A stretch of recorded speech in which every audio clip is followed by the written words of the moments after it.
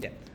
Buenas noches, doctor y compañeros. Bueno, somos el grupo uno y vamos a exponer el caso clínico uno, conformado por Guamamena Vives Paul, Montenegro de Fiobleni, Peralta Correa Fabricio, Pérez Mondaca Rosa y Treyes Asmat Patricia. Bien, primero vamos a ver la presentación del caso. Nos dan acá lo que es un paciente varón de 22 años, que el motivo de consulta pues es que presenta fiebre, dolor de garganta y una erupción cutánea. Con respecto a la enfermedad actual, nos menciona que el paciente previamente sano, que consulta por fiebre de hasta 39 grados centígrados, odinofagia intensa, cefalea, mialgias y rash maculopapular de 5 días de evolución. Refiere a adenopatías cervicales dolorosas y malestar general severo. Hace 18 días también nos mencionan que tuvo relaciones sexuales sin preservativo con una pareja ocasional y niega uso de drogas intravenosas. En los antecedentes nos mencionan que, bueno, sin enfermedades crónicas, niega transfusiones, no alergias medicamentosas, sin antecedentes de ITS conocidas. Y en el examen físico, la temperatura de 38,9 grados centígrados, la frecuencia cardíaca de 104 latidos por minuto, la presión arterial de 120 por 75 milímetros de mercurio y la frecuencia respiratoria de 18 respiraciones por minuto. En laboratorio podemos ver la prueba de hemoglobina con 14,5 gramos por decilitro, los leucocitos de 4.500 por microlitros, los linfocitos de 46%, las plaquetas 190.000 por microlitro, el AST 68 unidades por litro, ALT 72 unidades por litro y el PCR 1,8 miligramos por decilitro. Y bueno, con respecto a las pruebas diagnósticas, tenemos a la prueba de ELISA, el VIH de cuarta generación, con un resultado reactivo, la diferenciación de VIH1 y VIH2 negativo, el ARN VIH tenemos con 3.200.000 copias por mililitro y el CD4 720 células por microlitro. En los hallazgos podemos observar un exantema maculopapular en tronco, adenopatías cervicales posteriores, faringe hiperémica sin exudados y sin hepatoesplenomegalia. El diagnóstico probable es una infección aguda por VIH.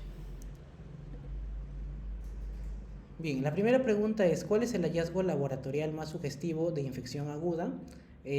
Bueno, el hallazgo de laboratorio más contundente y definitivo de una infección aguda en este paciente sería la elevadísima carga viral de ARN de VIH, ¿no? Que alcanza los 3.200 copias por mililitro. Si conectamos esto con los datos del caso clínico, pues observamos que el joven presenta un cuadro de fiebre de hasta 39 grados centígrados, ¿no? Odinofagia y un rash maculopapular que iniciaron hace apenas 5 días. Y bueno, presentándonos exactamente, en este caso, 18 días después de haber tenido una relación sexual sin protección, ¿no? Entonces, fisiopatológicamente podemos ver que esta cronología nos indica que el virus ha ingresado al organismo y ha comenzado a replicarse de manera masiva y descontrolada, ¿no? En lo que son los órganos linfoides, aprovechando que el sistema inmunológico adaptativo pues todavía no reconoce al invasor ni tampoco ha generado herramientas, se podría decir, para poder frenarlo. Entonces, al ver una cifra tan grande que supera los 3 millones de copias, pues infiere que el paciente se encuentra en lo que es el pico máximo de viremia de toda la historia natural de enfermedad, lo cual en este caso pues nos va a indicar, bueno, es un indicativo definitivo, ¿no? De lo que es el síndrome retroviral agudo, diferenciándolo por completo de una fase crónica en donde pues los niveles virales suelen ser significativamente menores y estables. Además, pues profundizar en lo que es la relevancia de este hallazgo, podemos ver que es muy importante poder destacar también el contraste que existe en el recuento del linfocito CD4, el cual se reporta en este caso 720 células por microlitro. Este valor, pues al encontrarse dentro de los rasgos normales, nos confirma que el paciente no se halla en una etapa avanzada de inmunodeficiencia o la fase de SIDA, ¿no? En donde estas células pues caen drásticamente por debajo de los 200. Y bueno, además también podemos ver que la combinación de una carga viral en millones junto a un conteo de CD4 saludable, pues es el escenario analítico perfecto de una prima infección, se podría decir, ¿no? El virus acaba de invadir el cuerpo a una gran velocidad, pero aún no ha tenido el tiempo suficiente, el tiempo crónico para poder esto desgastar y destruir lo que es, en este caso, el arsenal de linfocitos del huésped, ¿no? Lo que nos consolida pues un diagnóstico de una fase hiperaguda.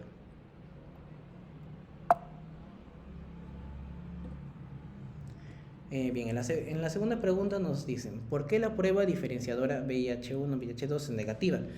Bueno, para comprender por qué la prueba en este caso nos da un resultado negativo, tenemos que analizar lo que es el desfase temporal entre la replicación del virus y la respuesta del hospedero basándonos en la cronología del caso, ¿no? En este caso, en la sección de antecedentes y enfermedad actual nos especifican, ¿no?, que el contacto de riesgo ocurrió hace solo 18 días.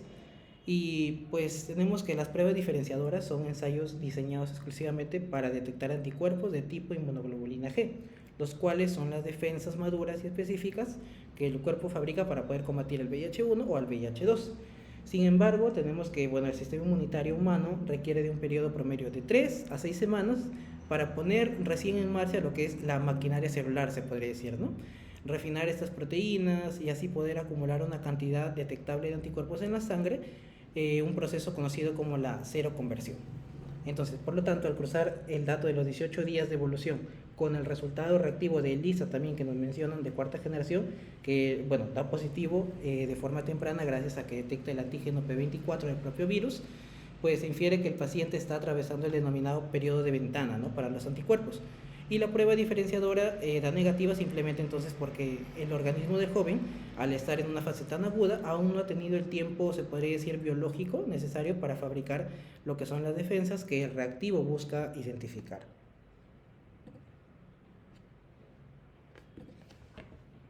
Le doy. Ya. Ahora, para continuar con el análisis de nuestro caso clínico, voy a responder la pregunta número 3, la cual nos pide de qué detecta la prueba de cuarta generación que va a permitir un diagnóstico precoz. Primero, para entender por qué esta prueba es tan importante en un laboratorio clínico, debemos centrarnos en su concepto clave, que es la capacidad de detección dual. O sea, a diferencia de las otras pruebas más antiguas, esta no solamente va a buscar una sola cosa, sino que va a detectar simultáneamente dos marcadores distintos en la misma muestra de sangre. Primero, por un lado, vamos a tener que va a buscar los anticuerpos contra el VIH-1 y 2, las cuales van a ser las defensas de nuestro cuerpo, de nuestro sistema inmune, que van a generar específicamente para que éstas puedan atacar al virus. Entonces, acá el detalle va a ser de que nuestro cuerpo va a tardar un tiempo considerable en producirlos y entonces, por lo tanto, va a ser más, va a demorarse más en que esas cantidades sean detectables. Y por otro lado, la cual va a ser la clave del diagnóstico precoz, es que va a buscar al antígeno P24, la cual es una proteína estructural que forma parte del propio virus. Entonces, para que se pueda determinar esta enfermedad viral temprano, esta va a aparecer muchísimo antes que los anticuerpos en la sangre, van a ser mucho más antes detectables. Entonces, para poner esto en una perspectiva, vamos a recordar cómo funcionan las pruebas anteriores, o sea, la de primera y tercera generación, las cuales solo buscaban encontrar los anticuerpos. Entonces, esto va a generar un problema porque el periodo de ventana se va a alargar. Por lo tanto, van a pasar semanas, incluso meses, desde que el paciente se exponga al virus para que la prueba dé positivo. Entonces, va a dejar escapar la fase aguda temprana de la infección.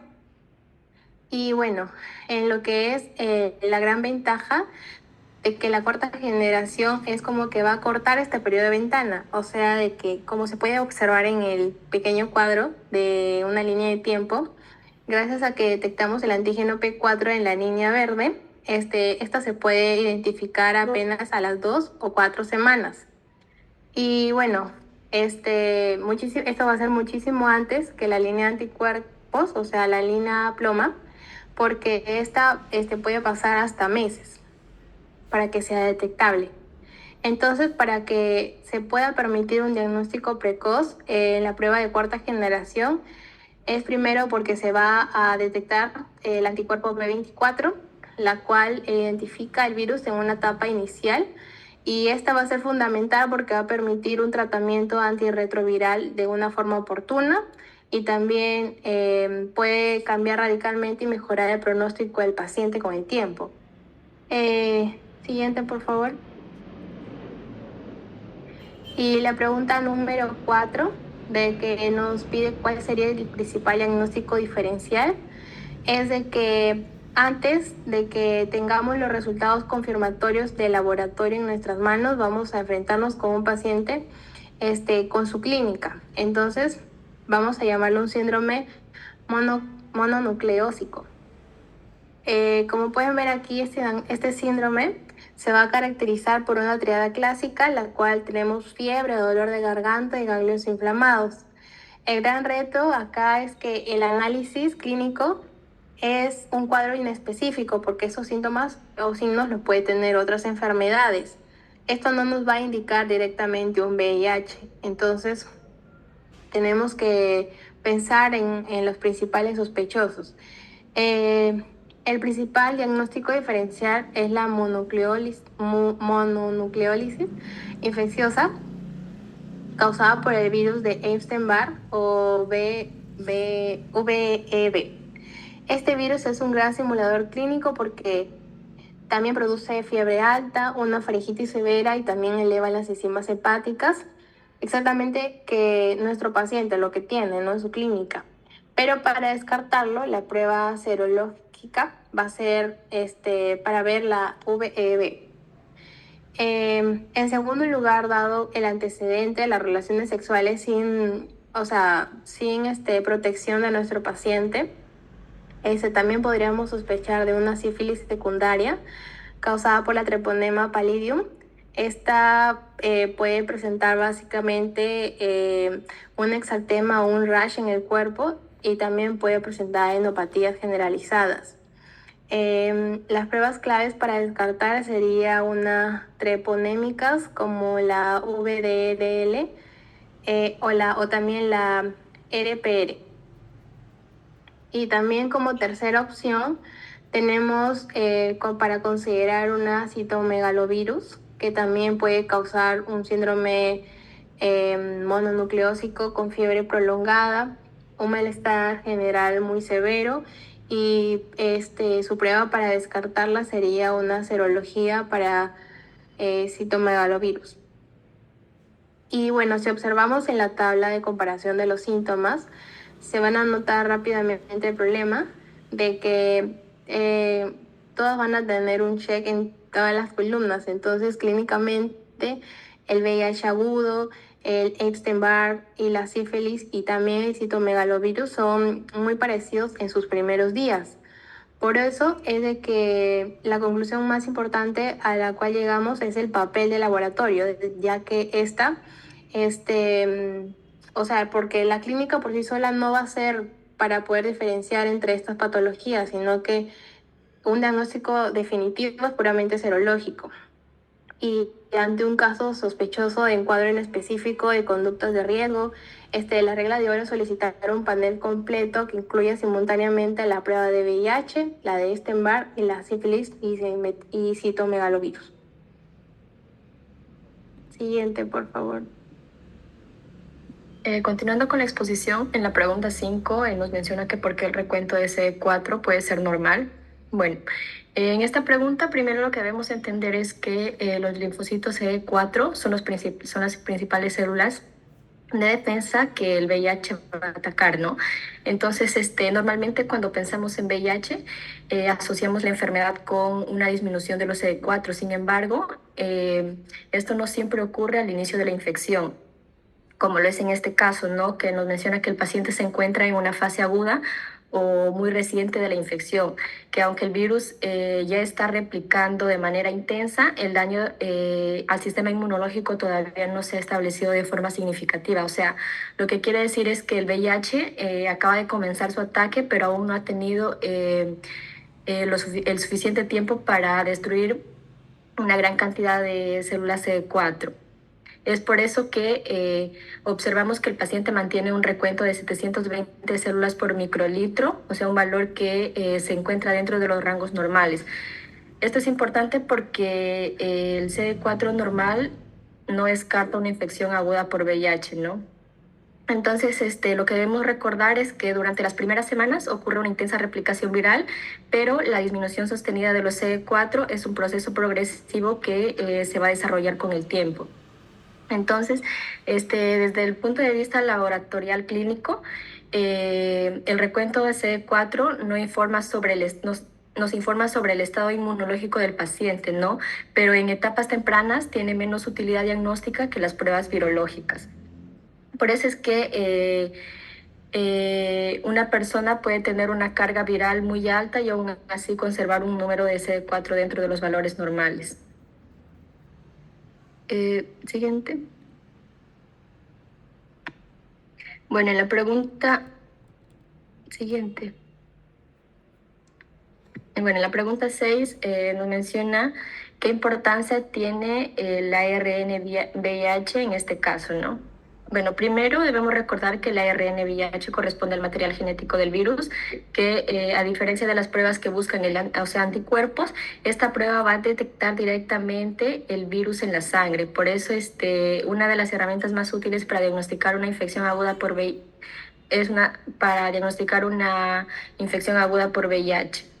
Bueno, en este paciente vamos a tener que los hallazgos más importantes viene a ser la carga viral, que es de 3.020.000 copias por mililitro. Este viene a ser un valor extremadamente elevado y nos va a indicar que el virus se está replicando de forma intensa, que esto viene a ser algo característico de las primeras semanas de infección, ¿no? Además, también observamos que la prueba de diferenciación VIH-1 y VIH-2 fueron negativas. Esto podría parecer contradictorio, pero en realidad es esperable porque el paciente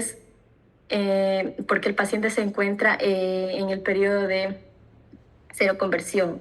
Bueno, en esta etapa el organismo todavía no ha producido suficientes anticuerpos para que sean detectados por algunas pruebas serológicas, ¿no? Por eso es que el ARN-VIH tiene un papel fundamental porque permite confirmar la infección incluso cuando los anticuerpos no son detectables. O sea, esto lo que quiere decir que, o sea, mientras las pruebas de los anticuerpos pueden tardar algunas semanas en positivarse, el ARN-VIH ya demuestra que el virus está presente y multiplicándose activamente. Otro aspecto importante es que esta elevada la carga viral indica que el paciente tiene una alta capacidad de transmitir la infección. Cuanto mayor es la cantidad de virus circulante, mayor es el riesgo de contagio. Y finalmente tenemos, ¿no?, que el ARN-VIH no solo sirve para diagnosticar, sino también tiene un valor pronóstico de seguimiento porque también nos va a permitir evaluar la evolución de la enfermedad y la respuesta al tratamiento antirretroviral. Siguiente, compañero. Bueno, continuando con la exposición, en la pregunta 7 nos indican qué alteraciones inespecíficas del hemograma se pueden observar. Bueno, viendo en primer lugar lo que es el hemograma y el perfil general del paciente, no encontramos una firma exclusiva del VIH, sino más que todo un comportamiento típico de síndrome mononucleósido. Y aquí vamos a encontrar 4 hallazgos principales. Bueno, el primero van a ser los linfocitos relativos, donde el paciente va a presentar un 46% de linfocitos, lo que va a ser mayor al rango normal, ¿no? Porque los normales van a ser de un 20% a un 40%. Y esta elevación nos va a indicar una respuesta inmunitaria celular activa, que va a estar activa porque va a estar frente a una agresión viral. En la práctica, esto se va a soler acompañar de lo que son los linfocitos atípicos, los cuales van a ser unos glóbulos blancos que modifican su forma al activarse para combatir una amenaza. Luego, en cuanto a la leucopenia relativa, el conteo total de leucocitos se va a encontrar en 4.500 por microlitro. Aunque esto entra en lo que es el límite inferior normal, en un cuadro infeccioso agudo de origen bacteriano, se esperaría encontrar una elevación o una leucocitosis y que esté en un límite bajo. Esto sería más característico de una respuesta al VIH y va a reflejar cómo el virus va a infectar y va a redistribuir los linfocitos hacia los ganglios linfáticos. Ahora, en cuanto a lo que es la tendencia a la baja en plaquetas, el conteo va a ser de 190.000 por microlitro y este va a estar en un rango normal. Pero en esta fase inicial va a ser un punto crítico que va a estar en constante monitoreo, va a ser necesario eso. Y en lo que es al PCR, que es la proteína C reactiva, como un complemento importante en el hemograma, su valor va a estar en 1.8 miligramos por decilitro y esto va a confirmar que va a existir un proceso inflamatorio sistémico y agudo que va a encontrarse en curso. Siguiente diapositiva, por favor. Pasando a lo que es el perfil hepático, el paciente va a mostrar una elevación leve o moderada de transaminasas, tanto del aspartato aminotransferasa, donde van a estar en 68 moles por litro, y la alanina aminotransferasa, que va a encontrarse en 72 moles por litro. Y la explicación va a estar dada en 3 puntos fisiopatológicos, donde el punto número 1 va a estar lo que es la infiltración y la inflamación hepática sistémica, ya que durante esa fase aguda el paciente va a cursar lo que se conoce como una viremia masiva, que va a ser una presencia de una cantidad muy elevada del virus en el torrente sanguíneo. Y por eso esa carga viral va a estar muy alta, como explicó mi compañero, que en este caso se va a registrar de 3.200 copias por mililitro. El VIH lo que va a hacer, va a colonizar el tejido linfoide y va a desatar una tormenta de citocinas proinflamatorias, donde van a estar participando los de factor de necrosis tumoral alfa, las interleucinas 6 y el factor de necrosis tumoral gamma. Y esto va a conllevar a que se dé una hepatitis viral inespecífica. Además, también una citotoxicidad inmunitaria en lo que es el mecanismo punto 2, que más que todo va a ser un daño colateral, ya que el daño de las células hepáticas no va a ser causado directamente por el virus, sino por nuestro propio sistema inmune, más que todo por los linfocitos T del tipo CD8, ya que estos se van a activar y van a destruir a las células infectadas, que en el caso en lo que es el hígado van a ser las células de Kupffer, las cuales van a ser las que van a capturar todo el material viral. Y como mecanismo 3, las coinfecciones a descartar, ya que debido a que, como explicaron también en los antecedentes clínicos del paciente que tiene relaciones sexuales sin protección, no podemos pasar de largo lo que es una posibilidad de una elevación que puede estar causada por un virus de hepatitis B o C. Y además también recalcar que el tamizaje serológico en este caso va a ser necesario y más que todo obligatorio. Le doy paso a mi compañero. Bueno, en correlación a lo que entonces la novena y décima pregunta, tenemos qué ocurrirá si solo se realiza una prueba rápida, basada en anticuerpos. Si únicamente se realizara una prueba rápida de anticuerpos, el resultado podría ser falsamente negativo, especialmente ya que en líneas anteriores se mencionó que el paciente ha tenido actividades sexuales de riesgo hace 18 días y mantiene unos síntomas durante 5 días, por lo cual se encuentra en un periodo conocido como la ventana inmunológica. En lo que nos hace una infección aguda por VIH, la replicación viral es muy intensa y la carga viral es elevada, pero el organismo todavía no ha producido suficientes anticuerpos detectables, por lo cual las pruebas rápidas, ya sea de tercera o cuarta generación, solo detectan anticuerpos que no pueden identificar la infección. Por ende, el diagnóstico podría retardarse varias semanas y el paciente continuará siendo altamente contagioso sin saberlo, por lo cual se perdería la oportunidad de iniciar tratamiento precozmente. Lo que se detalla lo que en el caso clínico, hay una prueba de ELISA de cuarta generación. Esta prueba de ELISA es mucho más precisa, ya que no únicamente no va a detectar lo que en los anticuerpos, sino también va más allá, ya que va a detectar lo que en el antígeno P24, que aparece antes que los anticuerpos. Además, esto refiere que hay una carga viral positiva en la cual tiene 3.200.000 copias por mililitro, lo cual confirma que hay una infección aguda. En lo que es la décima pregunta, por favor, ¿puedes cambiar la diapositiva? Tenemos, ¿cuáles los beneficios de diagnosticar esta fase temprana? Si el diagnóstico de la infección aguda por VIH tiene una gran importancia clínica y epidemiológica. En esta etapa existe una replicación viral masiva que favorece lo que es la destrucción inicial de los linfocitos CD4 y el establecimiento de reservorios virales permanentes. Al detectarlo, vamos a tener un inicio precoz al tratamiento del TAR.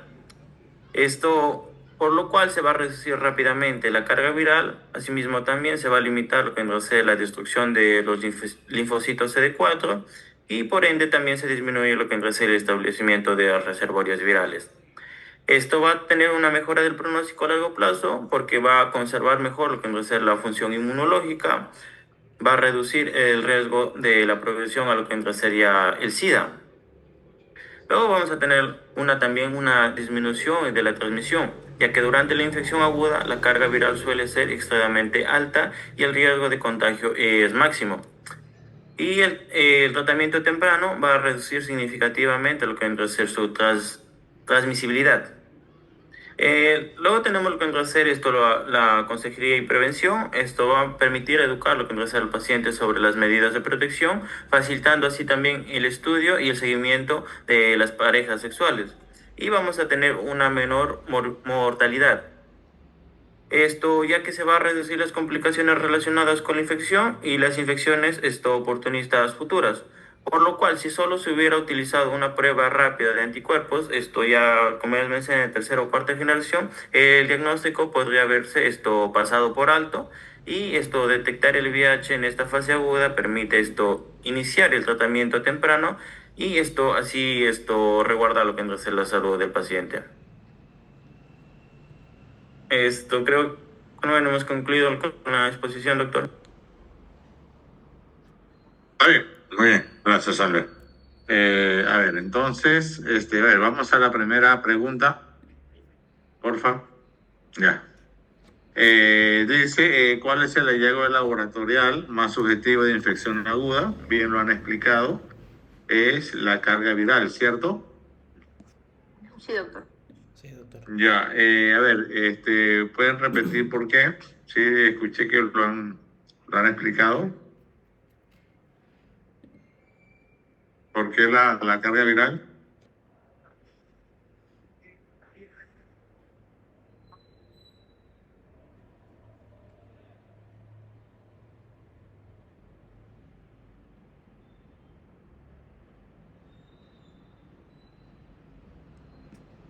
Porque, doctor, puede ser porque indica que el virus se está replicando de forma intensa.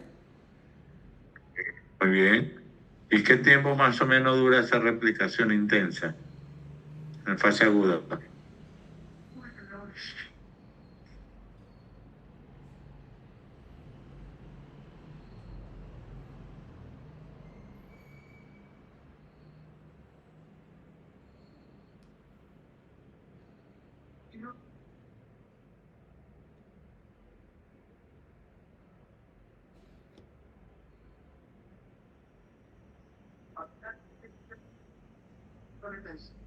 Si no le contrario el examen, el partido terminaba por Jordi y Cocaína. Aquí terminar por aquí, porque si no, van a contarse.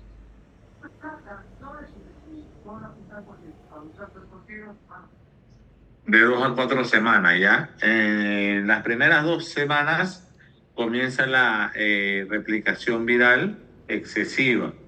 Empiezan a aumentar de forma exponencial, de forma excesiva, una curva hacia arriba, hacia arriba, hacia arriba a partir de la segunda semana. La cuarta semana comienza a bajar, ¿no?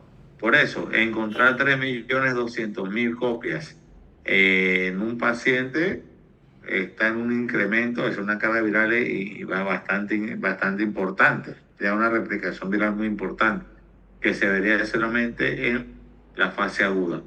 El segundo caso clínico, que es un paciente que ya tiene 8 años, tiene una carga viral de 160.000, 120.000, ¿no? Muy diferente a esta que tiene 3.200.000, ¿no? ¿Y por qué? Porque se da en la fase aguda, en las primeras 2 semanas de la enfermedad, ¿ya? ¿Claro ahí? ¿Bien? Sí, doctor. Sí, doctor. Ya. Si a este paciente nosotros le pedimos un control, a los 2 meses va a estar alto, va a estar igual o va a estar más bajo. ¿Cómo va a estar la carga viral? Más bajo. Abajo, claro, va a estar más bajo, por supuesto. Bien. A ver, la segunda pregunta. ¿Por qué la prueba diferenciadora tanto de VIH1 y VIH2 es negativa? A ver. Era porque todavía estaba en fase aguda, aún no tenía el tiempo en este caso el paciente para que se fabriquen lo que son las defensas, ¿no? Para poder buscar este reactivo. Claro, ¿no? Mayormente la prueba diferenciadora o la prueba de tercera generación va a buscar detectar son los anticuerpos, tanto la IgM como la IgG, ¿no? Detectan los anticuerpos. Anticuerpos que no se han formado todavía en esta fase. Bien, a partir de qué tiempo se forman los anticuerpos o cuál es el periodo de ventana para la prueba de tercera generación.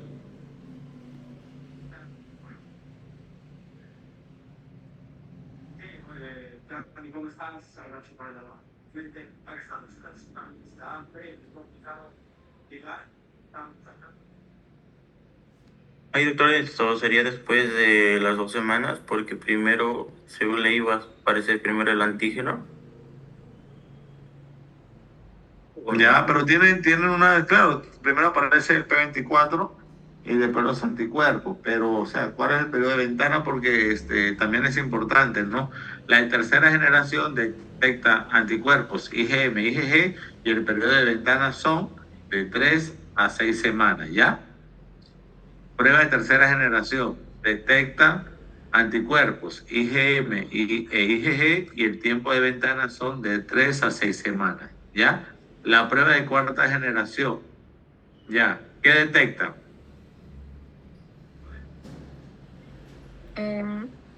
El antígeno P24 y los anticuerpos contra el VIH.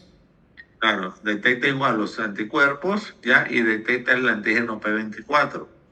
Bien, es más eficaz, más exacta.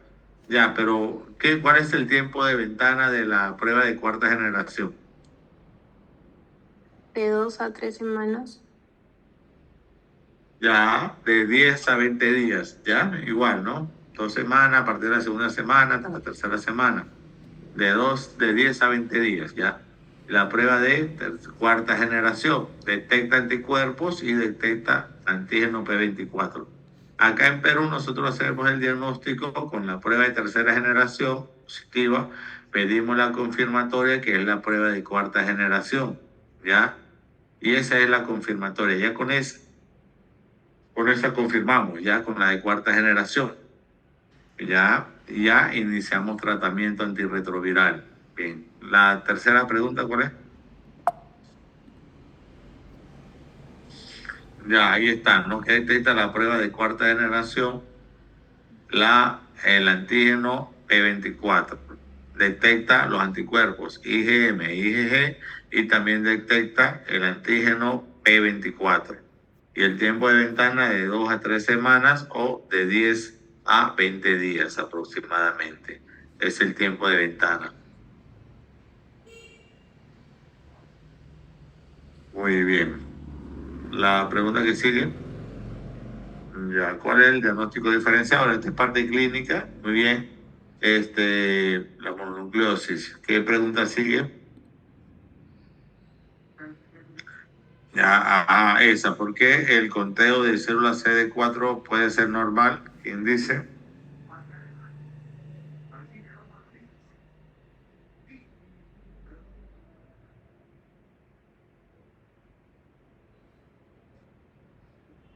Porque, por ejemplo, acá, doctor, es porque el virus, o sea, se está replicándose de manera intensa, pero aún no ha alcanzado el daño al sistema inmunológico. Por eso es que Ya, aún se encuentran las CD4 normales. claro, ¿no? La CD4, ¿a partir de qué tiempo? Bueno, los linfocitos T CD4 van a comenzar a disminuir con el tiempo, ¿no? 1 año, 2 años, 3 años, van a ir afectando, los linfocitos van a ir bajando lentamente, lentamente, ¿ya? Un promedio de 5 años, 7 años, ya los linfocitos deben estar casi llegando a 200, por debajo de 200, ¿ya? Entonces es lento, es lento. No es como la carga de la replicación viral, que las primeras semanas son muy altas y ahí baja. Bien. Entonces, con la carga viral, ya acá la importancia del ARN, en este caso, bueno, una detención directa, detecta directamente el ARN, y es una carga viral bastante importante, de 3.200.000, que va a detectar principalmente la fase aguda de la enfermedad. ¿Cuál es el examen que nosotros utilizamos para evaluar el estado inmunológico del paciente?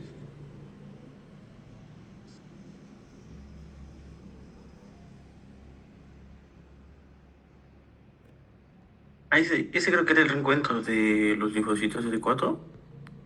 Correcto, Albert. Es los linfocitos TCD4.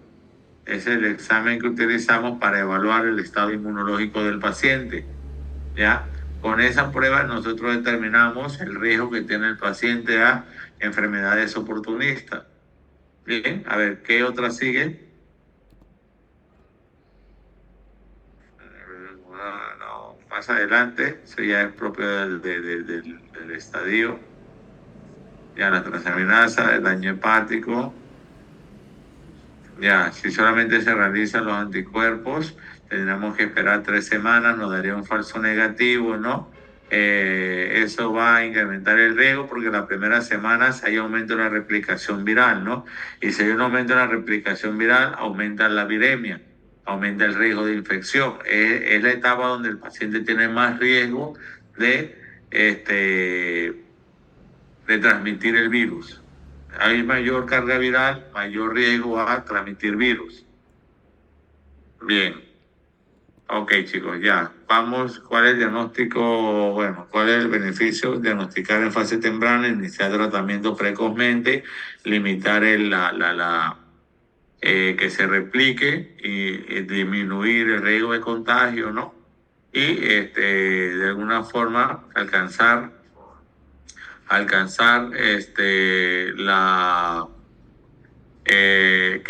que la carga viral sea indetectable, ¿no? La sumisión viral. Bien, vamos a ver el segundo caso.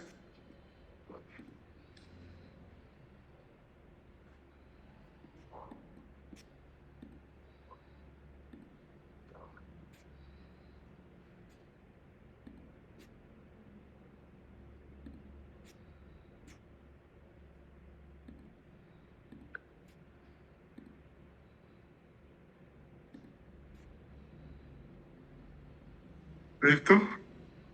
Ya pueden comenzar.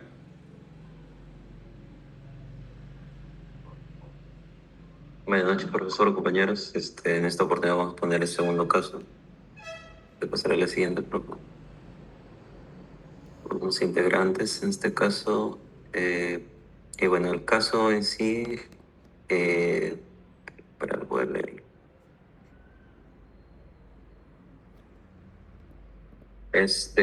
Una paciente mujer de 41 años. Su motivo de consulta es lo que es la disnea progresiva y la pérdida de peso en sí. Una enfermedad actual que tiene se refiere a pérdida de peso de 14 kilos en 4 meses. Hay diarrea crónica, fiebre vespertina y sudoración nocturna. Desde hace 2 semanas presenta lo que es tos seca y dificultad respiratoria progresiva. Nunca se realizó un tamizaje para VIH. Sus antecedentes en sí son relaciones sexuales sin protección, sin terapia antirretroviral previa, sin controles médicos regulares y niega consumo de drogas intravenosas.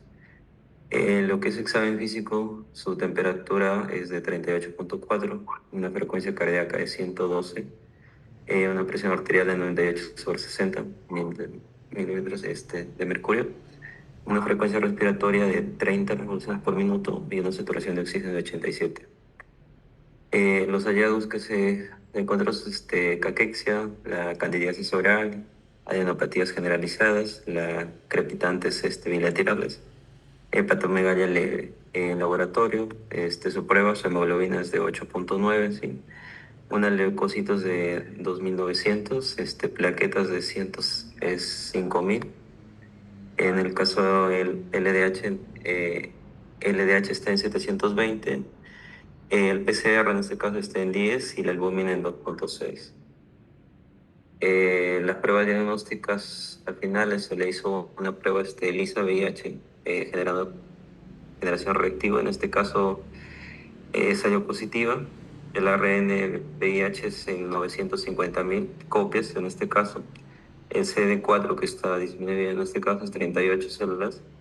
La radiografía de embarazo hay un infiltrado intersticial bilateral y un PCR respiratorio positivo para lo que es neumocoitis girovesi. El diagnóstico en sí es SIDA con neumonía por neumocitis en girosis.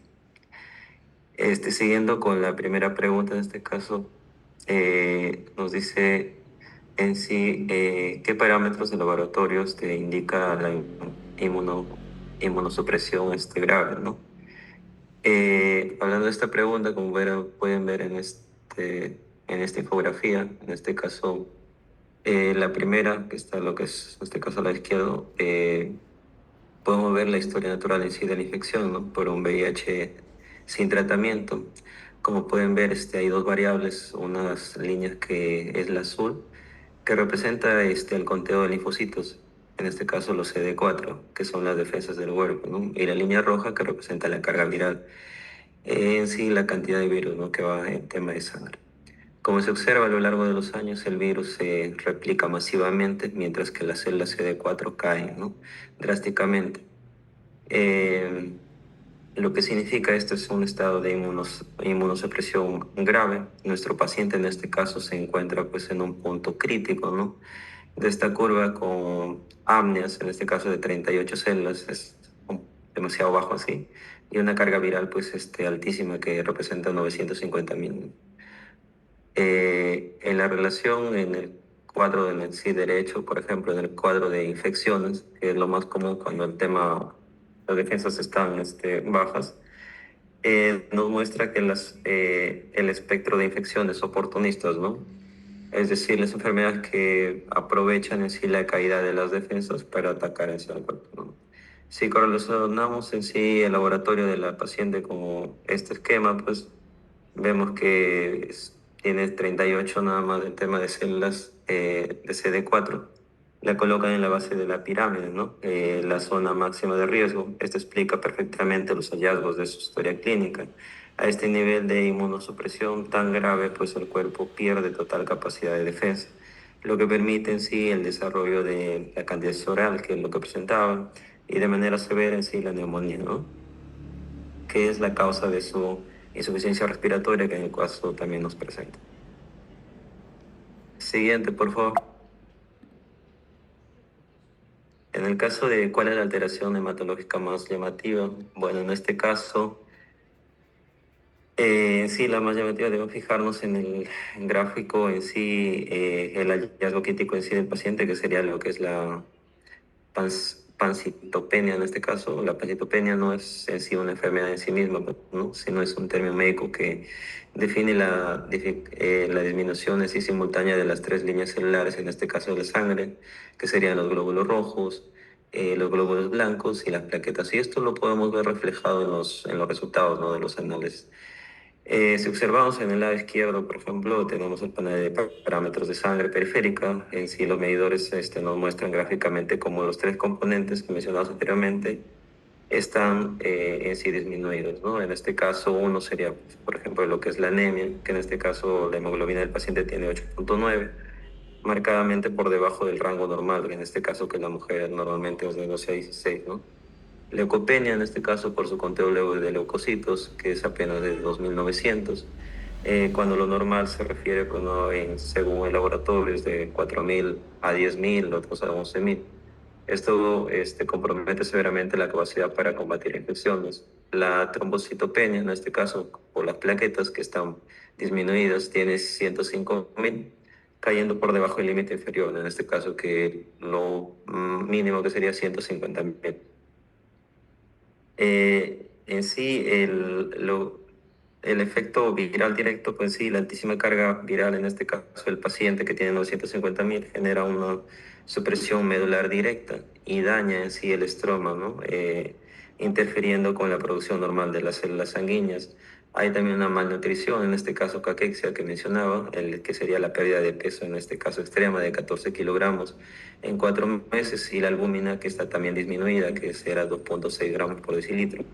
Reflejan esto el estadio de caquexia, que priva hacia la médula ósea de los nutrientes esenciales para la hematopoiesis, ¿no? Y las infecciones en sí oportunistas, como mencioné anteriormente, la presencia de lo que es la neumocitis en este caso, y la candidiasis, una respuesta inflamatoria sistémica, marcada en sí por el PCR elevado, que en este caso tenía 10 miligramos por decilitro, que acelera en sí la destrucción celular periférica e inhibe aún más la función medular.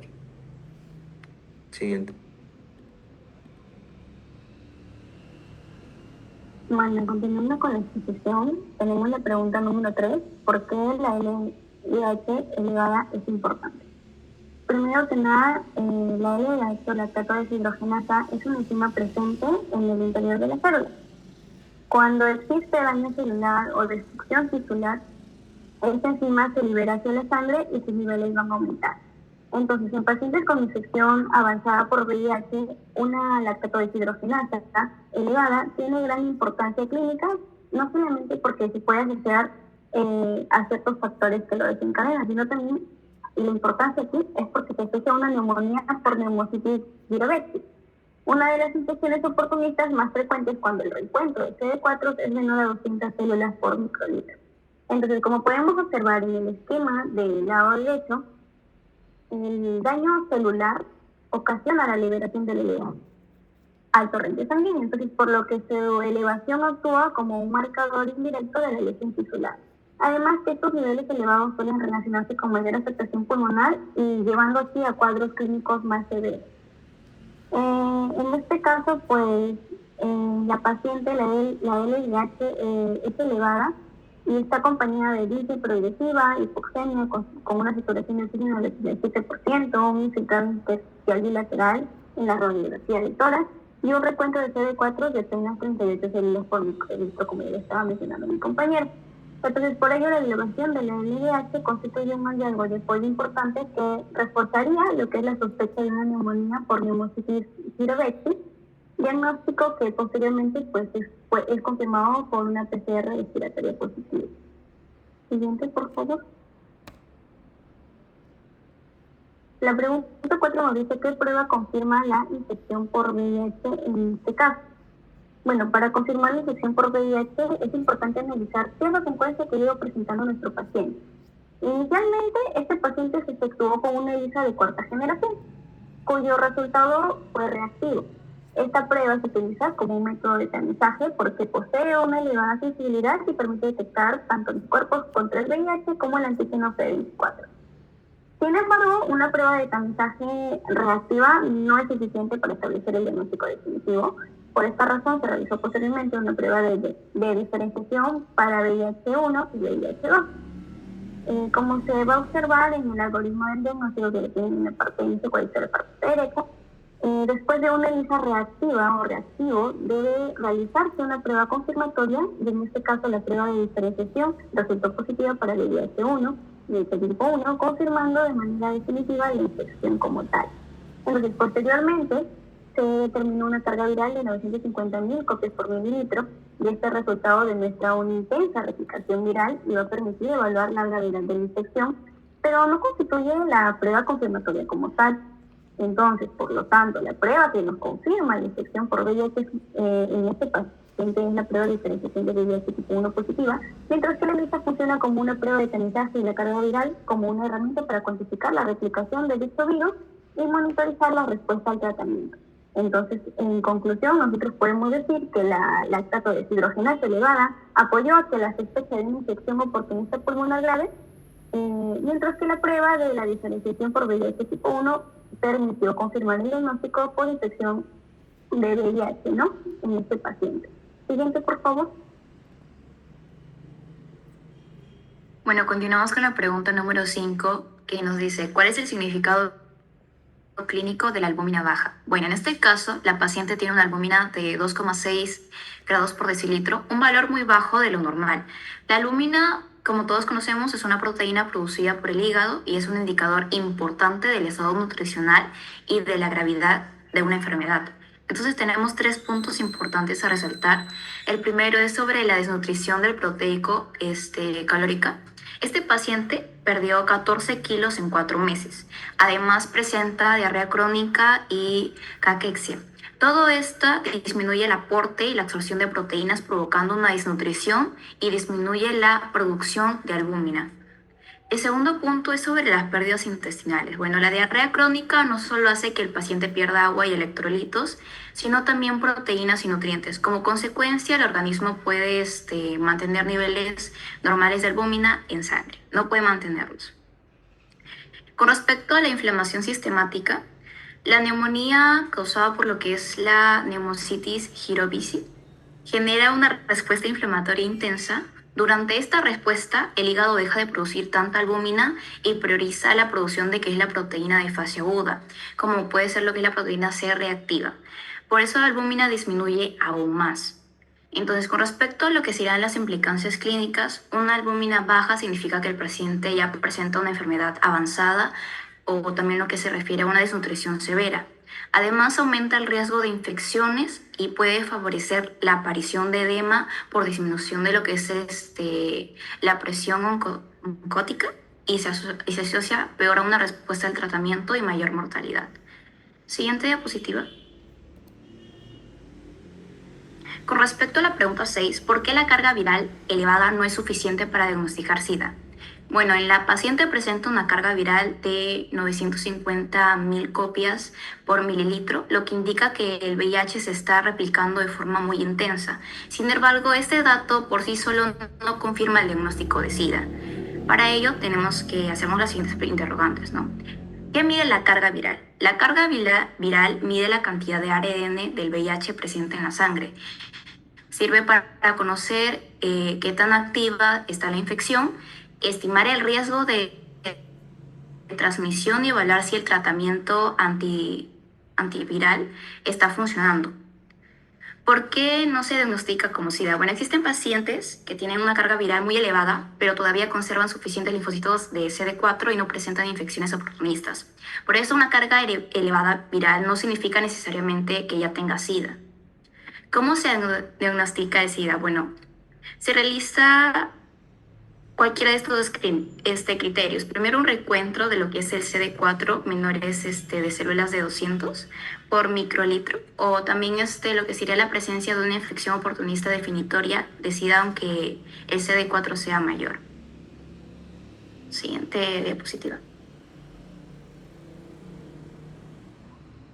Ahora seguimos con lo que es la pregunta número 7, que nos indica qué infección oportunista sugiere la combinación de la disnea, la leucemia y también esto junto a un infiltrado intersticial bilateral.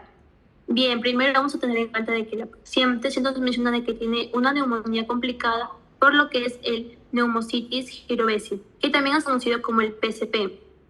Ahora, respecto a las infecciones oportunistas o qué es lo que sugiere esta infección, nos va a decir en 5 puntos principales. El primero va a ser que lo que nos va a sugerir esto va a ser la combinación de la disnea progresiva con hipoxemia, ya que nos mencionan en el caso clínico que la paciente tiene una saturación de 87%.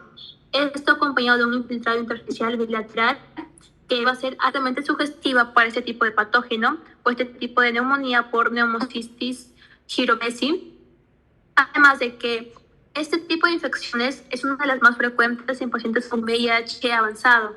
Específicamente vamos a tener en cuenta de que son en CD4 menores a 200 células por microlitros. También se menciona de que suele presentarse con síntomas respiratorios agudos, como le van a ser la tos seca, la disnea y la fiebre, que todos estos han sido mencionados en el caso clínico de la paciente. También se va a acompañar de una radiografía de tórax, donde se van a poder observar los infiltrados intersticiales bilaterales difusos, como está en la radiografía de tórax de la parte derecha. Lo que se observa ahí va a ser un infiltrado intersticial bilateral difuso, como se puede señalar ahí con la imagen, que esta va a ser muy típica en pacientes con inmunosupresión avanzada por VIH. Y por último, nos dicen de que el diagnóstico se va a confirmar en sí con pruebas específicas como la PCR respiratoria positiva para lo que es el patógeno de la Pneumocystis jirovecii. Por lo que la clave clínica acá va a ser de que pensar en un PCP, que es en una Pneumocystis jirovecii, va a ser ante disnea progresiva acompañada de una hipoxemia con un infiltrado intersticial bilateral, va a ser en casos de VIH avanzado, por lo que esta terapia clínica y radiológica en un paciente con SIDA pues nos va a sugerir este tipo de neumonía, lo que va a confirmar este caso que es un PCR respiratorio positivo. Siguiente diapositiva, por favor. Pasamos a lo que es la pregunta número 8, que nos dice qué explica la anemia en este caso. La anemia de la paciente es de 8.9, lo que nos va a indicar que hay múltiples factores. Ahora vamos a tocar lo que son 4 puntos. El primero va a ser una inflamación crónica por VIH y infecciones oportunistas. Este tipo de inflamación persistente va a producir una anemia de enfermedad crónica. ¿Esto por qué? Porque va a disminuir la producción de eritropoyetina y también la disponibilidad de hierro. También va a presentarse lo que es la desnutrición y una pérdida de peso. La paciente nos indica que tiene una pérdida de peso de 14 kilos en 4 meses, donde la diarrea crónica y la albúmina baja, que es 2.6, va a reflejar en sí una malnutrición, lo que va a causar deficiencias de hierro, de folato y de vitamina B12, lo que esto de una manera progresiva puede afectar o agravar el caso clínico. Como tercer punto, tenemos la afectación de la médula ósea. Esto porque el VIH puede infiltrar la médula ósea y de esta manera deprimir la producción de células sanguíneas, por lo que se van a presentar ciertas enfermedades como pueden ser leucopenia y trombocitopenia, además de la que ya está presente la anemia. Por último, tenemos lo que es la hemólisis y el acortamiento de la vida media eritrocitaria, donde las infecciones crónicas y también algunos fármacos como van a poder aumentar la destrucción de glóbulos rojos, ya que para este tipo de enfermedades como el VIH se van a usar inmunosupresores, por lo que la anemia va a ser multifactorial en sí. ¿Por qué? Porque va a ir acompañado de una inflamación crónica, de una desnutrición, de una posible hemólisis, afectación medular, y todo ello va a estar relacionado con lo que es el VIH avanzado y lo que va a ser más específico en su estado catabólico. También recordar, para poder reforzar un poco más este tipo de diagnóstico o esa explicación, recordar los datos de la paciente, donde la hemoglobina es de 8.9, la pérdida de peso es de 14 kilogramos, la albúmina presente es de 2.6 y el VIH avanzado es de CD4 con 38 células, lo que indica, como bien se mencionaba en la parte anterior. Lo que todo esto va a contribuir a lo que es una producción disminuida de glóbulos rojos y también a una mayor destrucción de las cistas.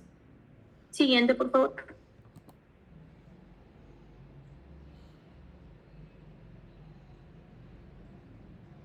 Bueno, continuando con la exposición, ahora tenemos el punto número 9. ¿Qué utilidad tiene la carga viral después del inicio del tratamiento? En este caso, como ya sabemos, la carga viral se utiliza para evaluar la eficacia del tratamiento antirretroviral, o también denominado TAR, y monitorizar lo que es la evaluación del paciente con VIH. En este caso le hemos clasificado 4 parámetros para utilidades principales. Como el primer parámetro, o prácticamente utilidad principal, vendría a ser verificar la respuesta del tratamiento. En este caso, la carga viral sirve para saber si los medicamentos antirretrovirales están controlando lo que es la infección en sí. En nuestro caso clínico nos menciona que nuestra paciente tiene 950.000 copias por mililitro, o sea, una cifra extremadamente alta. Si después de iniciar lo que es el tratamiento TAR en sí, baja a 100.000 y luego a 1.000 y así sucesivamente hacia 500 copias por mililitro, significa que el tratamiento está funcionando. Como segundo punto, tenemos detectar el fracaso terapéutico, que vendría a ser que la carga viral también ayuda a identificar el tratamiento si está funcionando o no. Esto puede deberse ya sea a la mala adherencia, o sea, si el paciente olvida de tomar los medicamentos o los toma de forma incorrecta. También puede deberse prácticamente a la resistencia de antirretrovirales, o sea, que el VIH puede sufrir mutaciones y algunos medicamentos dejan de ser efectivos. Y también por las interacciones o la mala absorción, o sea, que algunos medicamentos o enfermedades pueden disminuir lo que es la eficacia del TAR. Como tercer punto, en este caso, tenemos lo que es predecir la recuperación inmunológica.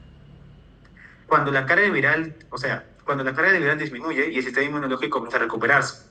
Esto se observa mediante los linfocitos CD4, que son las células que el VIH va a destruir. En nuestro caso clínico, se nos menciona que nuestra paciente tiene 38 células por microlitro.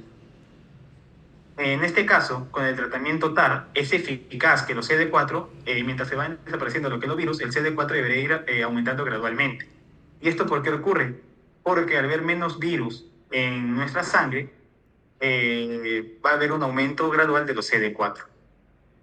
Ahora, con respecto a lo que es el número 4, que vendría a ser reducir el riesgo de transmisión, que en este caso, cuando el tratamiento controla completamente el virus, la carga viral puede volverse lo que es indetectable, o sea, que la cantidad de virus es tan baja que las pruebas no logran detectarla en sí. Esto significa que una persona con carga viral indetectable mantenida no transmite lo que es VIH por vía sexual, pero aquí viene el detalle. No significa prácticamente que el VIH desapareció, sino que está controlada gracias al tratamiento. Siguiente, por favor. Como último punto tenemos la pregunta número 10. ¿Cuál es el criterio definitivo que clasifica al paciente como SIDA? En este caso, nuestro paciente se clasifica como SIDA porque presenta una infección oportunista definitoria de SIDA, o sea, que vendría a ser por neumonía, por neumocitosis giropesi. O sea, que además de un recuento de CD4 que ya hemos mencionado, que vendría a ser 38 células por microlitro, muy por debajo de las 200 células por microlitro, lo que indica lo que es una inmunosupresión severa. O sea, cualquiera de estos dos parámetros, ya sea por los CD4 o lo que son esta neumonía en sí, de infección por VIH puede pasarse a ser como SIDA. Gracias.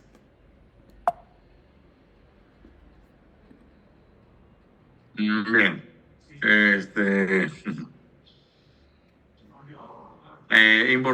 Importante, chicos. A ver, pongan la última diapositiva, la del tratamiento.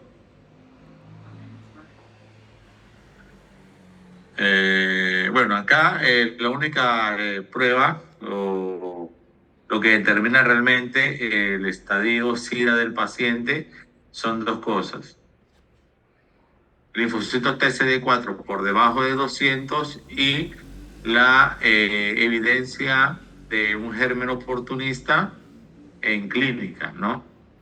Por lo menos en este caso, una neumonía por una bacteria, por un germen oportunista, Mycobacterium jirovecii, ya se logra aislar en este paciente, que es un germen que prácticamente se va a observar en pacientes que tienen un CD4 menor a 50, ¿no? Estadio o riesgo inmunológico muy grave. Y unos linfocitos TCD4 por debajo de 200, ¿no? Son los criterios para poder determinar que el paciente está en estadio SIDA. Ya, la anterior, la 9. Acá lo que va a verificar, como bien lo ha explicado Joseph, lo que va a poder verificar la eficacia del tratamiento es la carga viral, ¿no? Esta paciente por lo menos, así como está, ¿no? Con 38 de CD4, con trombocitopenia y tiene una carga viral alta, iniciamos tratamiento TAR, ¿no? Lo que busca el tratamiento TAR es poder disminuir la carga viral, ¿no? Disminuir o eliminar la replicación viral. Eso es lo que busca el tratamiento TAR, ¿cierto? Bien. Entonces, yo solicito la carga viral y los CD4 cuando hago el diagnóstico. Lo solicito para iniciar el tratamiento. Pido un control a los 13 meses. Ya pido un control luego a los 6 meses y al año. Y luego se pide cada vez al año, una vez anual. Bien. Entonces, yo voy a evaluar el tratamiento. A los 3 meses, este paciente que inició con 950.000 copias por mililitro, a los 3 meses, esa carga viral debe de estar por debajo de 1.000 copias, por debajo de 1.000, ¿ya? A los 3 meses, y a los 6 meses debe de estar indetectable. Si yo no consigo ese objetivo terapéutico, yo hablo de una resistencia, de una falta de adherencia, ¿no? De que no se está cumpliendo el objetivo terapéutico. Ese es mi objetivo terapéutico, ¿no? A los 3 meses, acá está, 3 meses debajo de 1.000 y 6 meses indetectable. Ese es el objetivo terapéutico, ¿no? Claro, acá dice al mes por debajo de 100.000. Lo que pasa es que la verdad, no se solicitamos al mes, solicitamos a los 3 meses, a los 6 meses y luego de forma anual, ¿no? Bien. Entonces, a los 3 meses por debajo de 1.000, a los 6 meses indetectable. Recuerden, indetectable es igual a intransmisible. No se transmite el virus. Un paciente con VIH o con carga viral indetectable no va a transmitir el virus. ¿Se curó? No se ha curado. No se ha curado. Ejemplo, este paciente, ¿no? Está con 38 de carga viral. A los 3 meses o a los 6 meses, esto está con 38 de CD4. A los 3 meses o a los 6 meses, no se va a normalizar los CD4. A los 6 meses de tratamiento no se normaliza. Así la carga viral esté detectable, no creo que los CD4 estén normales. No. ¿Qué puede pasar? Mayormente, ¿no? Puede pasar. A los 3 meses, ponte que tenga buena adherencia al tratamiento. A los 3 meses, la carga viral está por debajo de 1000. Bien. Y los CD4, ponte que estén en 100. A los 6 meses, ya la carga viral está indetectable. Y los CD4, ponte que estén en 140, 150. Ya, el paciente ya no va a transmitir el virus. Está indetectable, no transmite el virus. Pero sigue siendo paciente en estadio SIDA. ¿Por qué? Porque su CD4 están por debajo de 200. No va a transmitir el virus, pero tiene un muy alto riesgo de enfermedades oportunistas, un alto riesgo inmunológico, ¿no? ¿Sí? ¿Se entiende esa parte? Sí, doctor. Sí, sí, doctor. Bien, es importante entonces saber que lo que evalúa la respuesta al tratamiento es la carga viral. A los 3 meses por debajo de 1000, a los 6 meses indetectable. Lo que evalúa el estado inmunológico del paciente es la CD4, ¿no?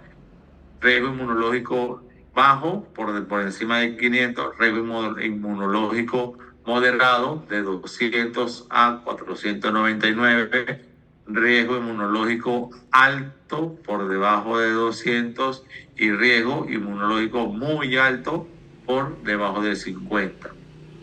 Bien, chicos, yo pienso que eso es todo. Lo más importante a tener en cuenta. Ya, la albúmina. La albúmina es el principal indicador de un paciente de muy mal pronóstico. Este paciente puede tener, bueno, los linfocitos TCD4, 38, la carga viral en 1000, hemoglobina en 8, las plaquetas en 70, ¿no? Pero la albúmina en 2.6 es la que implica el peor pronóstico, ¿ya? Paciente crónico, paciente estadio, ya una enfermedad final, lo que determina peor pronóstico es la albúmina. ¿Bien? Ojo con eso también. Bien, chicos, lo dejamos hasta acá. Nos vemos Dios mediante la próxima semana, ¿ya? Está bien, doctor. Doctor, gracias, buenas noches. Ya, cuídense, buenas noches.